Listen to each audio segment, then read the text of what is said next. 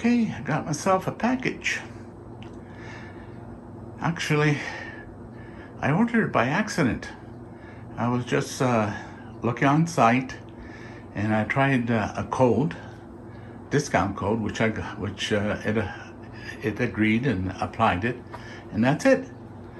And then I got an email saying that they're processing the order. So I went back. I never entered my MasterCard number nor my PIN number.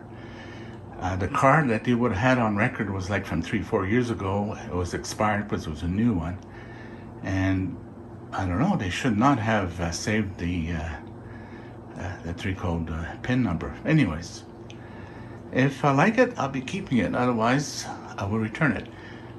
From what I see, I think it's going to fit perfectly for what I plan to do.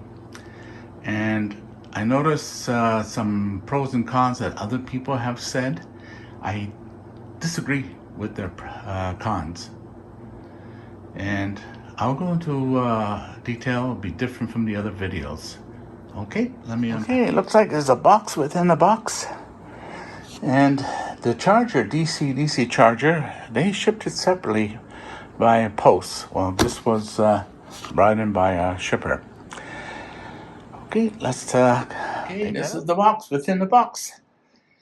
The whole package was 64 pounds. The actual unit itself, after you take it all out, would be 52 pounds. Okay. Well, you know, it is small looking, but, okay, it's a little rubber here. But of course, the 52 pounds, it's 2 kilowatts.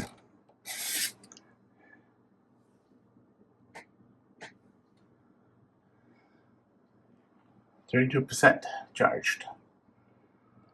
And what's nice, no brick. No brick. That reduces weight overall.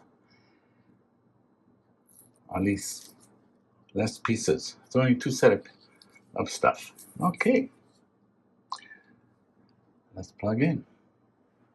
I'm going to put it to work as a UPS system right now, which is not the purpose but it will do. And it comes with a grounding screw.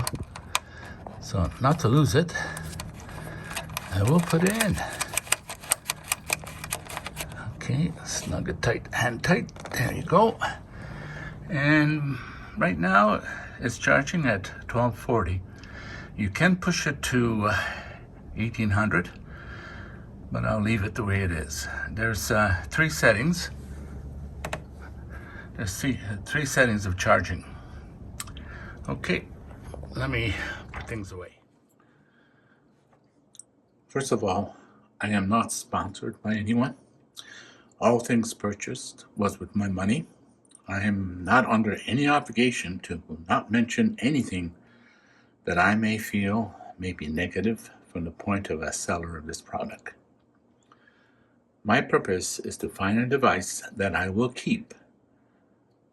At this point, both I and my better half says, keep it, don't return it.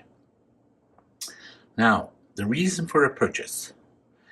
I don't need it for the RV, as we have a full Victron system, working great, and with over 1,000 amps capacity. Now, we do road trips every so often, especially when we go in areas remote like the far north. If we've never been there before, we usually do a road trip using our truck only, and we don't bring the trailer. We've done one road trip, I think, to Yukon, and I think twice with the trailer, and just before COVID, we did a road trip to Alaska. Next time if we go there, we'll probably bring our trailer, but we're not sure. Right now, we want to do the Northwest Territory, going off-grid there, really exploring the side roads. I don't think it'd be practical for a trailer, so we're going to use our truck. And occasionally, we will use it for overnight excursions. Like my better half loves to go fishing. We have to travel maybe a few hours out of town and wants to spend the evening there. Well, we can now. Um, with the current setup in the BLUETTI. More so, more comfortable. Okay. We also wanted to eliminate the need for propane tanks, propane cooking equipment, any fuel, other than the truck. And we prefer no generator, even though we have it. So the question is, will this BLUETTI Elite 200 work? Will this unit work and never be in a situation where we have no power? I have reason to believe it to be unlikely that we will be without power. Why? Okay, when we first got this unit, we set it up as a UPS to power up our equipment here, internet, stuff like that, and to charge it up, and there was firmware updates, actually twice. So it's up to date now. I'd be curious to see what the new features are. So right now it's only providing 64 watts, so no problem. Okay, let's see what it can do first and what options to maintain the charge, because charging is going to be the biggest issue. One thing I noticed, that there was a lot of emphasis on testing. Now, it's nice to see how these things are tested and how it's done, so a person who is technically minded, he can do it and check it out for himself. But I think the average person, they just want to know what they can do and what they cannot do. They don't want no surprises when they take off on the weekend. So I'll be stressing the specs and its limits in this video, and how to maintain a charge during weekend trip or road trips. So the first thing that's important is the capacity. This is a 48 volt system, and the advantage of that is you'll be using low current, because a 12 volt system will require higher current and heavier wire and stuff like that. So 48 system and high capacity. If the capacity is too low, it won't last. Like I was looking at the Elite 100, very nice, very compact. We would be in a scenario where we're constantly charging. So we don't want that. And so we felt that this Elite 200 is probably the minimum. It also needs to be able to run high consumption equipment, like a coffee machine or an espresso. One thing about an espresso, even though it requires a 15 amp plug to run it, it only runs for a few minutes. And it allows us to make coffee 5 o'clock in the morning, not waking up anyone else going fishing. Now, we do have a portable induction stovetop for breakfast cooking. There is the option of an Instant Pot electric pressure cooker for supper time. We'll talk more about that later. So in other words, any application that you have on your counter in the kitchen that plugs into a 15 amp circuit would work, provided you don't use it all day. But the shorter the usage is, then the more practical it becomes. And each of those plugs are rated at 20 amp max, so you can really push the limit and not have it to cut out. And of course, if you're going to have 2 or 3 devices plugged in, even though they may be running only for a minute or two, let's say a microwave to warm up your tea or coffee, perhaps a coffee machine too, some other device. You can plug it in and you can run both things, and it won't drain your battery, because it's only for like 2, 3, 5 minutes, whatever. And you will need to run it for a whole hour to use 1500 watts, for example, if it's a 1500 watt consumption. So what's nice about this, you can push 2600 watts. You can plug in 2 heaters just to show the capacity. Now, I believe there is a setting where it can go up to 3900, what I think they call turbo mode, for charging and also I think even running for a while. But from the tests that have been done, it appears you can go 2800 watts without tripping. Once you start going over 2800 watts, it will time out after a few minutes and trip. So keep that in mind. And it's interesting too, if you're running at 2800 watts and you plug in a USB-C 100 watt, like 2 units, it will still run. So it's capable when it comes to capacity to use it.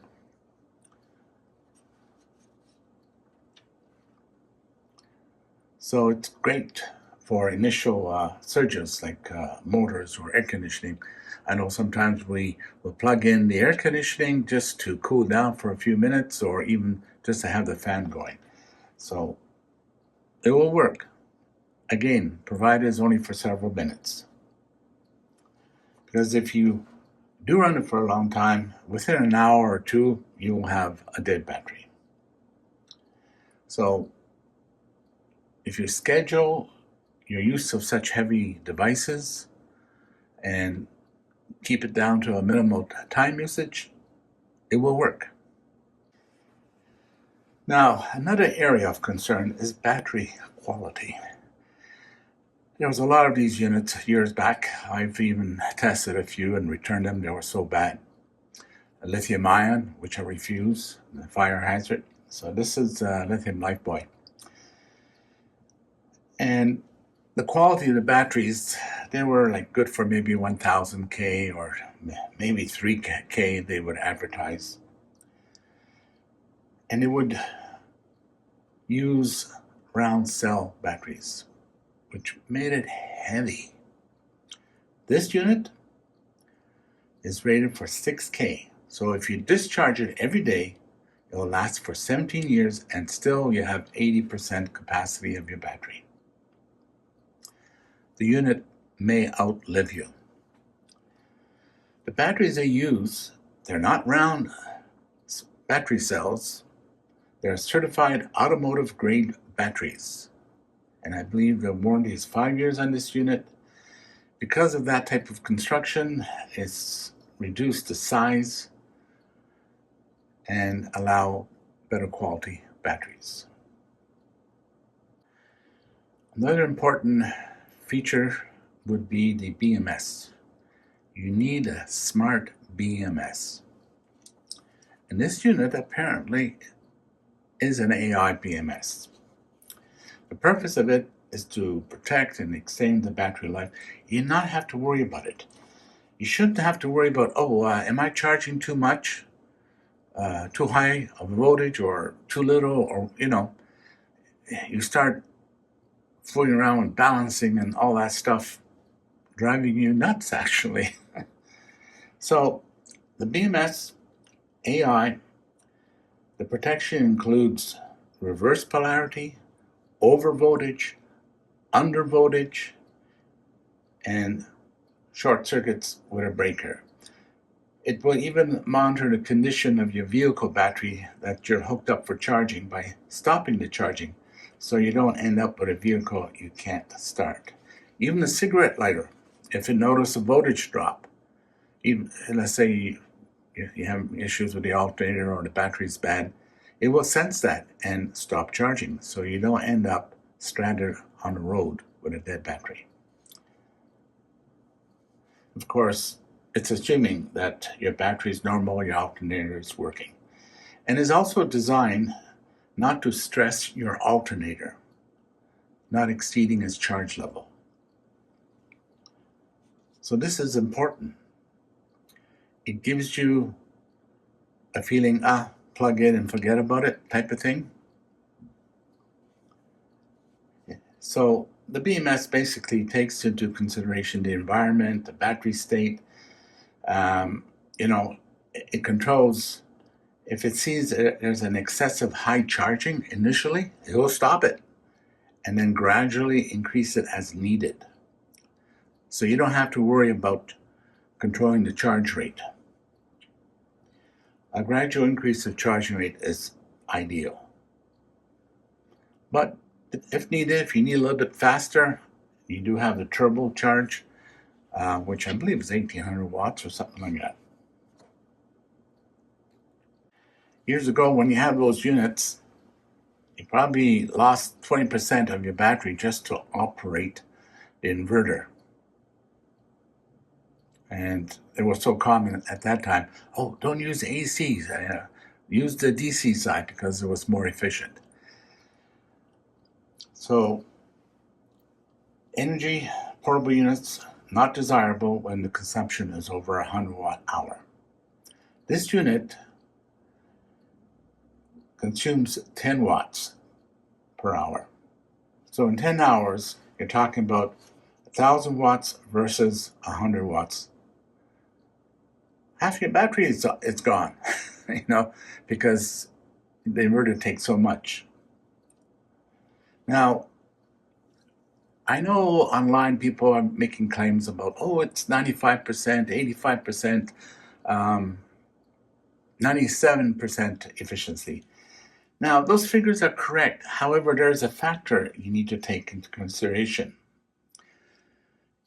When testing with a 1K load, the consumption will average to 5 watt per hour, which is why they give the inverter the efficiency of 95% or more. And this would even apply to the DC side, which we'll talk about later. So the bigger the load that you're using, the higher the efficiency. However, if you discharge at 100 watts, maybe like right now, 60 watts, and I wasn't plugged in, and I left it until it dropped dead, shut down, my efficiency rate will probably be under 85%. So keep that in mind. Normally, your load will vary. You have it high, you have it low, and the time period will vary. So you're going to get different results. But they do advertise, and that it is very efficient. I think they claim 10 watts per hour on the average. So I assume that they kind of created a scenario where there was an average use, and then on that basis, they determined 10 watts. But if you're the type that's constantly using high output and for a short period of time, you're going to get higher efficiency. So don't let that get to your head too much. Okay, on the DC side, by the way, just to let you know, if you want DC, you have to power this on like this. Okay, I have nothing plugged in for DC, but I do have for AC. Okay. Now, for DC, you have a cigarette output. Okay? Actually, it's the only DC output. Rated at 12 volts at 10 amps. So, if I go do a test, I would have to put a 10 amp load, I guess, and which would be around 100, 150 watts, around that range. It will take me about 16, 17 hours before it shuts down after a state of 100% to 0. And then when you do the math, you'll probably find the efficiency rate just under 85%. However, if I have the max draw from my cigarette lighter and I plugged in a USB-C with 100 watts charging and another one with 100 watts, that would give me about, around 300 watts. And then do the same test, my efficiency will improve. So keep that in mind.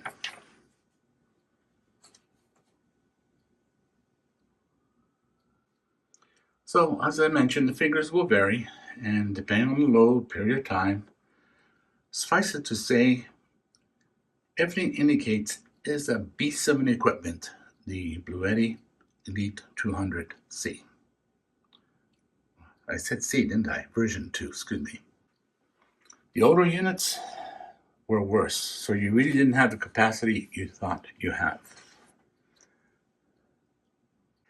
Okay, this is an important part here, charging. It's not much good if you can't charge up your unit when you run out. You can't always depend on solar. I know when we go camping, solar is pretty well useless because we're in the trees, we're in the shade. And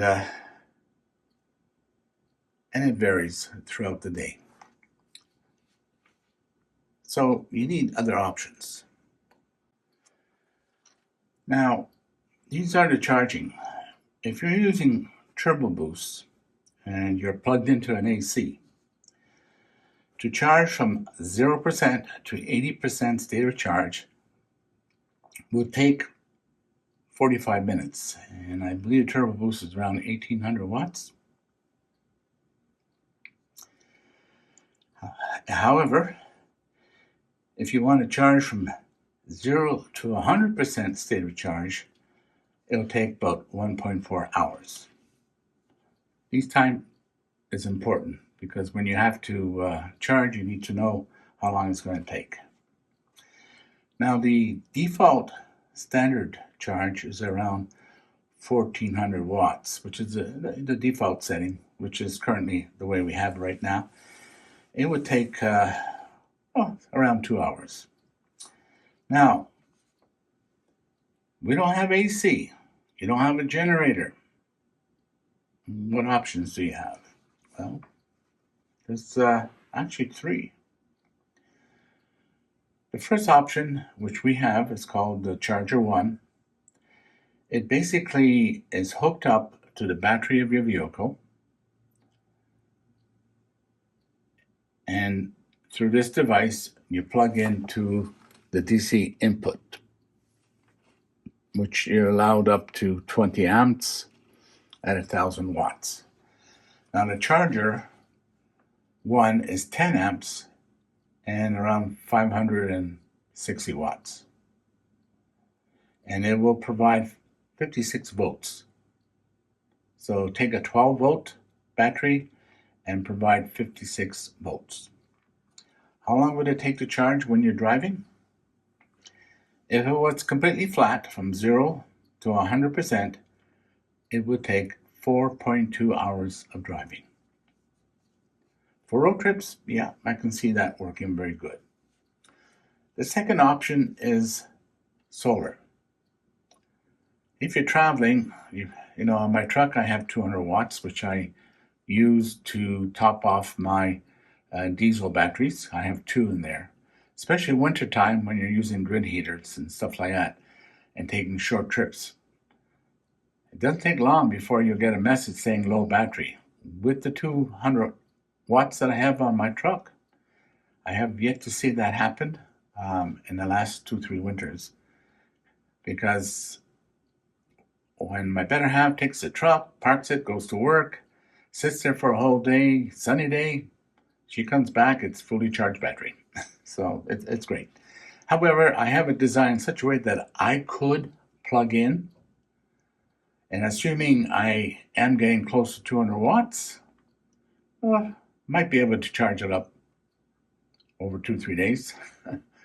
So it's not really practical. I don't think you'll see 1000 watts on any vehicle of solar. So there's a limitation. It's nice. I guess if you have a large RV with 3,000 watts, yeah, it may work out. Think of it as a small source that's possible, maybe. So I personally wouldn't really depend on it. I'm better off just to have it taking care of my truck batteries, and then it's charging from my truck battery directly. So this way, the charger one never shuts down because it sensed low voltage. Okay, now there's one more. The cigarettes socket. Oh, you may say that, no, that's only 100 watts. Yes, that's true. And it will take all day. And it's certainly not practical. And I certainly would not run my truck idling for an hour, let alone 2-3 minutes, because it's not good for the engine, the soot buildup. I'll end up spending a lot of money trying to fix it afterwards. So if you have a diesel truck, no idling. You can't do that. And these are lead acid batteries. You go below 50%, you start damaging it. So you should only use it when driving. Only when you're driving. Okay? However, there is another option I'm thinking. The cigarette plug, from what I can understand, is also protected.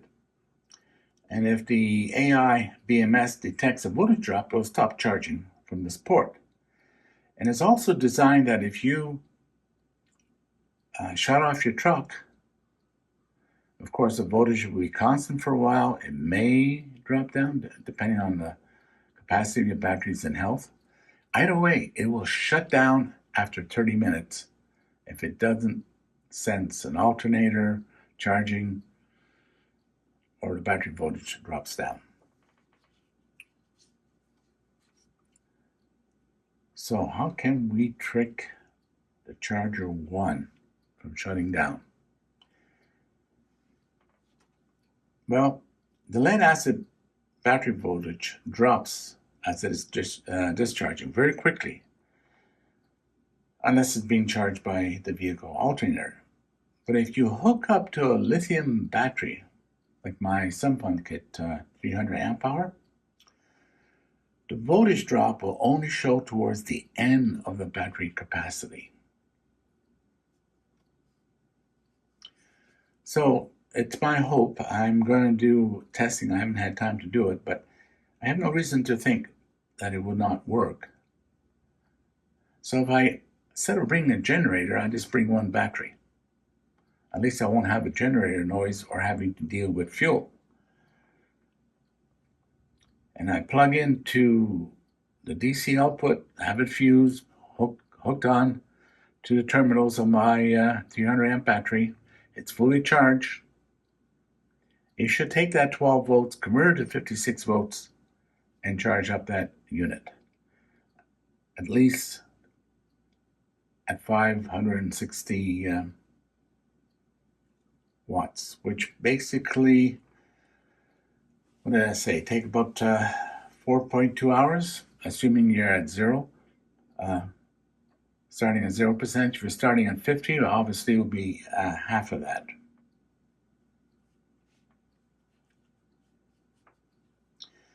So that scenario would be ideal if, for example, you're not doing a road trip, but you end up staying at a campsite or somewhere for the weekend.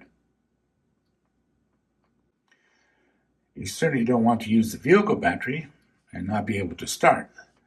So you hook up your lithium battery in the evening, and when sleeping for a night, it will charge. Again, the cigarette plug would accept 12 volt DC up to 10 amps, and this unit should convert to 56 volts DC for charging its internal batteries. We'll be testing this and we'll post the results. I'm quite confident it will work.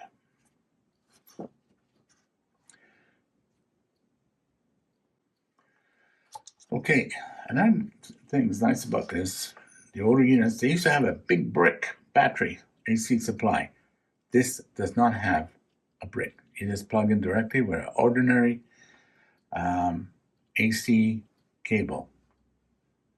You lose that one, there are a whole bunch around. I got so many kicking around, it's unbelievable. The package seems to be tough. It's a fire-resistant shell. They did provide a screw for grounding when needed, right next to the AC plug. And as I mentioned, it has the usual USB charging, 100 watts. I know the new stuff is like 140, 150 watts, but and you know, you can plug in two 100 watt units, two USB-A 15 watt units. You could be running 2600 watts and it will keep on working. The cigarette plug, of course, is handy for portable use, like a fridge cooler connection. But keep in mind, it's limited to 10 amps. You want one with really good insulation factor so that it, in idle mode, it uses very little, if nothing at all. My understanding, some diesel heaters will give an alert message because their initial surge is 10 amps or more. So, but once it starts and everything's up to temp, it drops down to the normal or 100 watts or whatever. So it's great for a diesel heater. There's no question about it. Now this next feature is very, very, very nice to have. It's unique. And at this time, it's not very common with other battery backup systems like that. And that's called auto restart settings. This unit, let's say, is powering a device, perhaps in a remote cabin, whatever, and you're gone, hiking, fishing, whatever. You're expecting the sun, so your solar panel to start charging it up in the morning as the sun comes out, because you're left maybe early morning. And the battery fully discharges because there was no solar for days. You either forget or you don't not able to get to the device for another day. Okay. If the solar eventually your system starts to see some power, it eventually will start charging the unit. When the unit reaches 100%, even though it's shut down because it was fully discharged, when it reaches about 1%, the unit will wake up. But it will not provide power to your AC devices, not until the charge level reaches about 5% for about 5 minutes. It usually will say 6%, and then the AC will turn on, powering whatever was plugged in. And this option can be set in the app. We'll go details about the app at another video. I mean, that is fantastic. You know, you not have to worry. Let's say we're going to go fishing, hiking, whatever, early morning. And our battery is probably like maybe down 5-10%. So probably not enough to power some of the AC devices. You don't worry. No, you just walk, you take off, go fishing, whatever. When you come home in the evening, your unit is powered up, especially when you check the weather and it's going to be a sunny day. So it's really handy.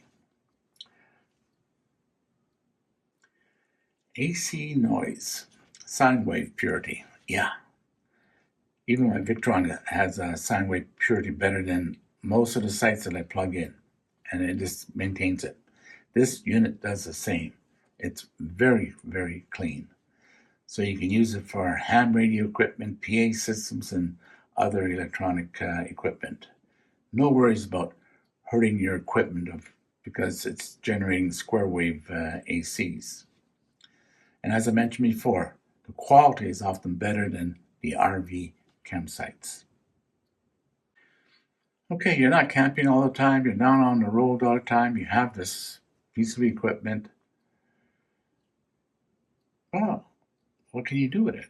You can use it in the meantime as a UPS, which is basically the way I got it hooked up right now, testing. I can do that for the ham equipment I have all my ham equipment plugged into that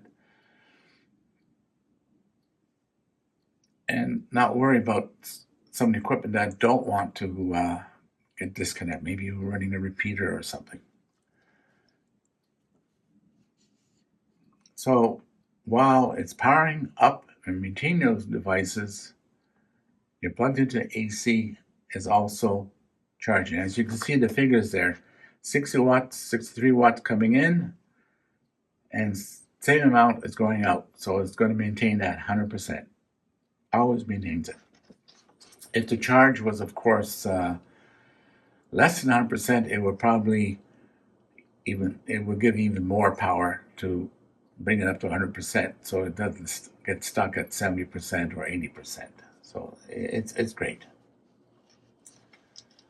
So it's really great for home backup systems, but for temporary outages. Okay, another thing that makes it handy, if the item is too heavy, you need a cart to bring it to your truck or your vehicle, wherever you take it. It doesn't take long before you say, forget it. Especially if it's heavier than a generator. And size, because it's so compact and small, it makes lifting easier because it's closer to your body and the way the handles are designed. I find it's easier to carry this than my SimplyOffGridLife kit, which is about 6 pounds or so heavier than this BLUETTI. So it's 12.74 inches tall, 13.7 inches wide, and 9.84 inches deep. You definitely don't want it bigger, and what I like about it, most of my spaces that I have are 15 inches, so it'll have no problem fitting in. So 53.4 pounds. My SimplyOffGridLife kit was 57.75 pounds. Either way, it's not something you want to be moving all the time. And if you have to go ever pick up this unit because you ordered it, just keep in mind it's 62 pounds, I think, and maybe a little bit more, 64. And it doesn't include the charger one if you order it because they ship it separately. With this unit and with the purpose that we plan to use this, if I didn't get the charger one accessory, I would probably run into some difficulties in maintaining the charge. And for weekend camping, yeah, I'll probably have to bring a battery if I don't want generator noise. I have a 2,000 watt generator, so I'd probably charge this up in like less than an hour. And one reason why you're avoiding generators is because of noise level. And you don't need another noise box. The decibel on this, I think for the average use, as long as you don't exceed, I think, the 26 watts or whatever, you're going to be around 16 decibel. If you're pushing to the max, then you're going to hit 50 decibel points. Oh, I forgot to mention the UPS response is 15 milliseconds. And I believe you can set it for different responses in the app. I haven't looked into it yet.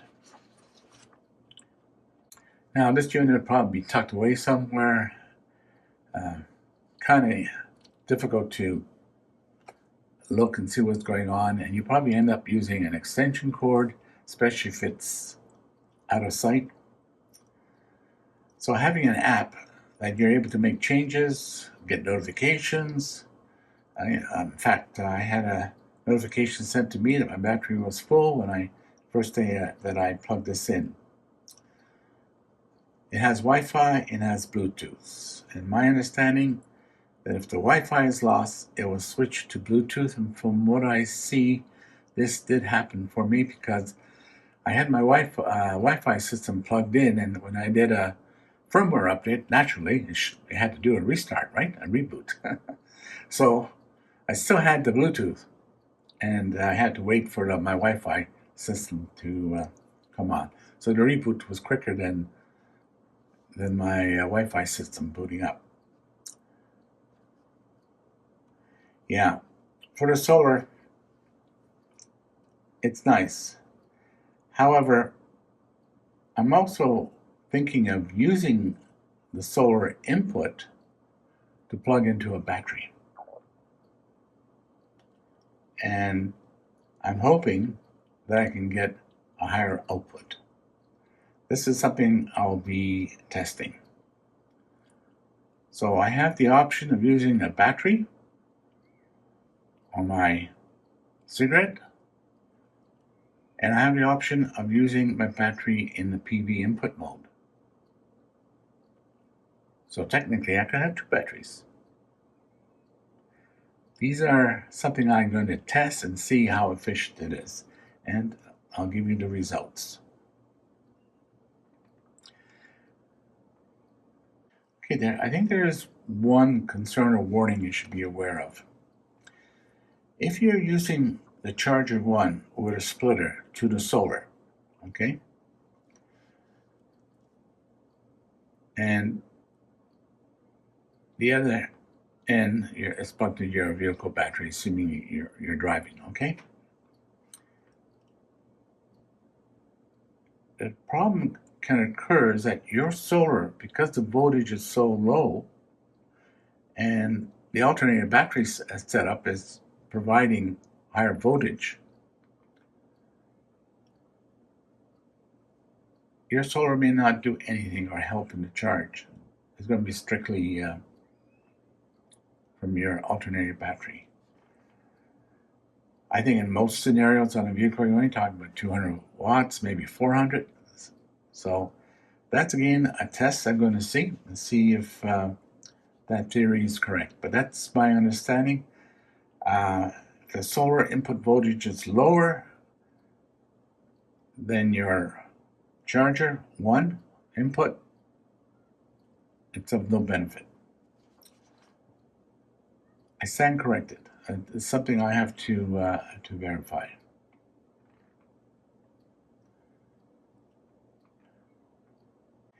So what you have to keep in mind with the Charger 1, it's designed to shut down after 30 minutes after you turn off the vehicle. And it will also shut down if a voltage drop in the battery is connected to it, whether it be through a cigarette plug or your Charger 1. It does not want to leave you on a road or a campsite with a dead car battery that you can't start. And you can't use the lithium to do it. So the firmware is designed to work on a vehicle alternator protection. You have to determine the method it uses and then bypass it or trick it into thinking the vehicle is still running. I'm hoping what I mentioned will be the tricks.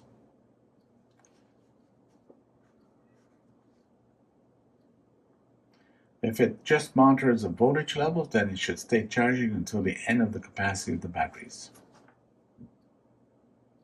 Okay, I think we're coming to an end here.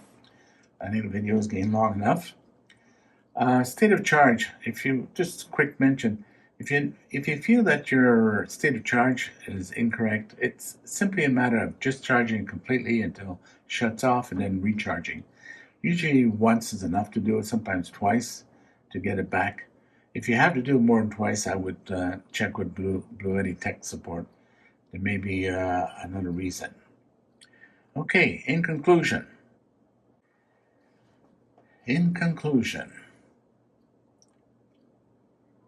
well, are they missing anything? Yeah, I'm sure you can find things to add, but at what cost, weight, or size? It would be nice through software firmware update. They provided two modes on the Charger One, one for alternator vehicle charging, another for hooking up a lithium battery, 12 or 24 volt DC, without having to trick the unit. We'll see how the PV option will work.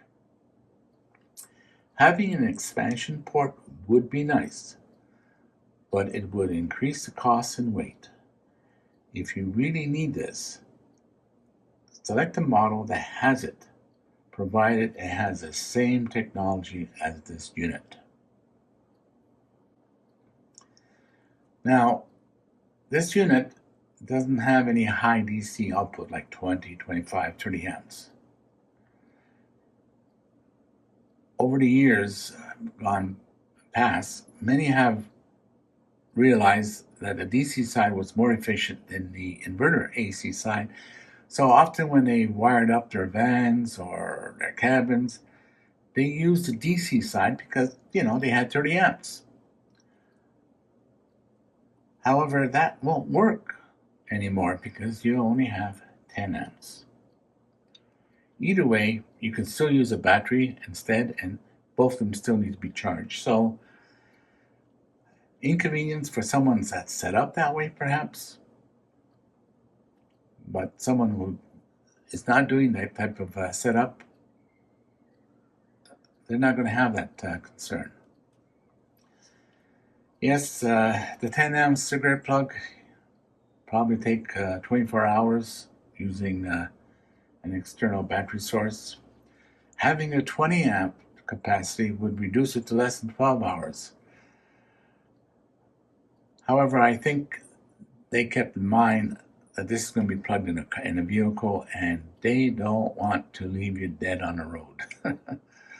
So I don't see them doing that unless they make something specially different just for that purpose. I know I haven't completed all the testings, and I'm still waiting for some equipment to re-verify all the specs, but I have no reason to suspect the info is incorrect. I'm happy that the barrel plugs are gone. They were not really useful, so not a con. Now, wireless charging can be handy, though if the unit is located away from you, then it's of very little value. We have wireless charging at home, in a truck, in an RV, so it should not be an inconvenience anymore. So to argue it's a con, I don't know. I can't agree. Some have even argued there's no built-in flashlight. I have to go, the power goes off and I got to go in the dark to get this unit to plug in. Well, just get a night plug it in if you're worried about that. So it's not a con at all. I think there seems to be an obsession about having a built-in light. I call it just eye candy. There's so many lithium solid-state batteries, not batteries, but lights. Your phone has one. Use your phone flashlight. Regarding the BLUETTI app, I'll do a review on it, and also the charger, I will do a review on it once I finish testing. So, final conclusions. So on the basis of what it can do and not do for long trips, I say no issues using the options discussed earlier. For weekend camping, 3-4 days, with proper scheduling of high demand devices like cookers and induction tops, it can work. Machines like the Nespresso coffee machine type, no problems, drink all the coffee you want. Devices like microwave, even to warm up a cup of tea, They run for a short period so it won't consume too much.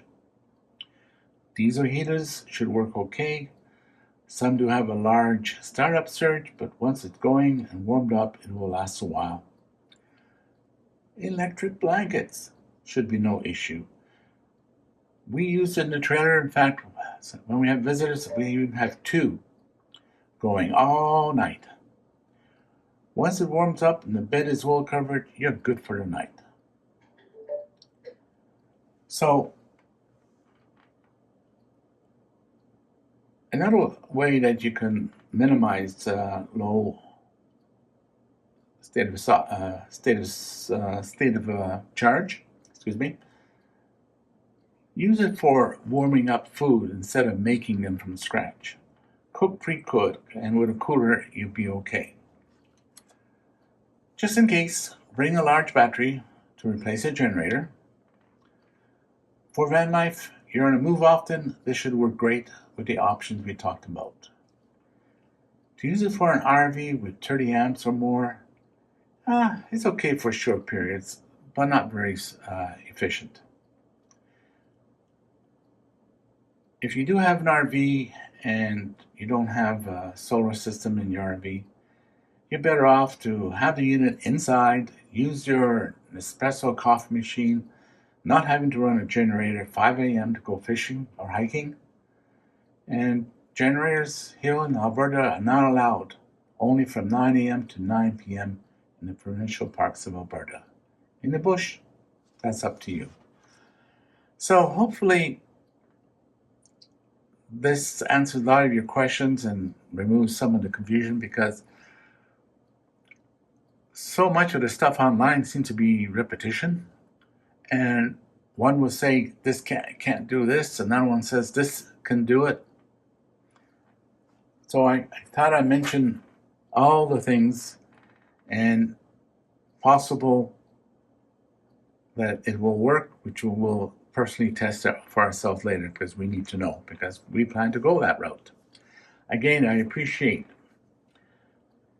Please subscribe if you haven't. Thumbs up would be nice. And yeah, I could stand in front of the camera and see my face and get bored with it. The BLUETTI looks more handsome. So I hope you enjoyed looking at the BLUETTI and whet your appetite. Take care. Have a nice day. If you haven't done so, it would be appreciated. Please subscribe. And thank you for watching. Have a nice day.